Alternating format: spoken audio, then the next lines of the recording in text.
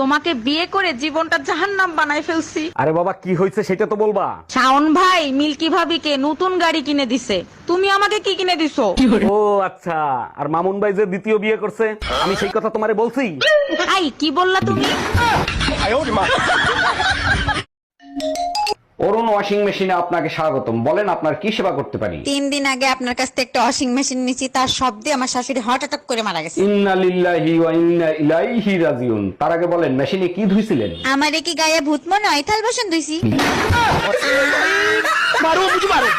ভাইয়া শুনছি আপনি নাকি খুব ইন্টেলিজেন্ট। ঠিকই শুনছেন, ছোটবেলার থেকেই ইন্টেলিজেন্ট, কিন্তু কখনো অহংকার করি নাই। আচ্ছা আমি যদি একটা প্রশ্ন করি তার উত্তর দিতে পারবেন? আপনি যে কোনো প্রশ্ন করতে পারেন, তার উত্তর আমি 3টা দিব। আচ্ছা আপনার আব্বার নাম কি?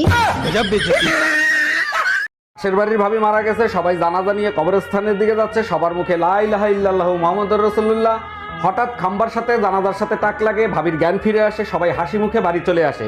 কপাল খারাপ, কিছুদিন পর ভাবি আবার মারা গেছে, সবাই জানাজা নিয়ে কবরস্থানের দিকে যাচ্ছে, সবার মুখে লা ইলাহা ইল্লাল্লাহু মুহাম্মাদুর রাসূলুল্লাহ। পিছন থেকে তার স্বামী এসে বলে, খাম্বা থেকে দূরে, খাম্বা থেকে দূরে, খাম্বা থেকে দূরে।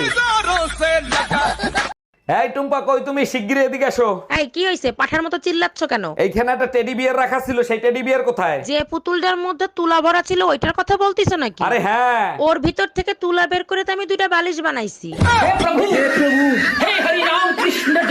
দোস্ত 15 থেকে 25 বছরের মেয়েরা হলো ফুটবলের মতো, একজনের পিছনে 22 জন দৌড়ায়।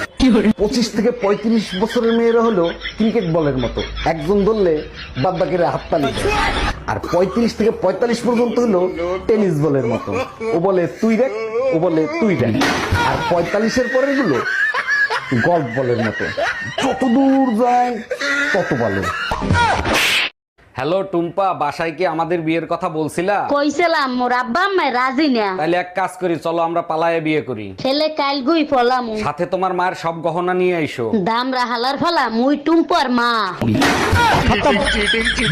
আচ্ছা শ্রীলঙ্কার পতাকায় সিংহের হাতে তলোয়ার কেন? তুমি কি এই ব্যাপারে কিছু জানো? 2000 বছর আগে শ্রীলঙ্কার এক রাজা ছিল। রাজা অবিবাহিত ছিল, সে বিয়ে করবে, তার জন্য আশেপাশের যত রাজ্য ছিল সব রাজ্যে খবর দিল। সব রাজ্যের রাজকন্যারা একসময় এসে এক জায়গা হাজির হলো। তখন রাজামশাই সবার হাতে এক একটা করে গোলাপ ফুলের বীজ দিয়ে বলল, আমাকে যে সবার আগে গোলাপ ফুল এনে দিতে পারবে আমি তাকেই বিয়ে করব। কিছুদিন পর রাজকন্যারা এক এক করে গোলাপ ফুল নিয়ে হাজির হলো। এক সময় এক রাজকন্যা খালি হাতে হাজির হলো। তখন রাজা জিজ্ঞেস করলো, তুমি কেন খালি হাতে আসছো? তখন ওই মেয়েটা বলল, রাজামশাই আপনি যে গোলাপ ফুলের বীজটা দিছিলেন ওইটা আসলে গোলাপ ফুলের বীজ ছিল না, তাই আমি ফুল আনতে পারি নাই। রাজামশাই তার কথা শুনে খুশি হলো এবং তাকেই বিয়ে করছে।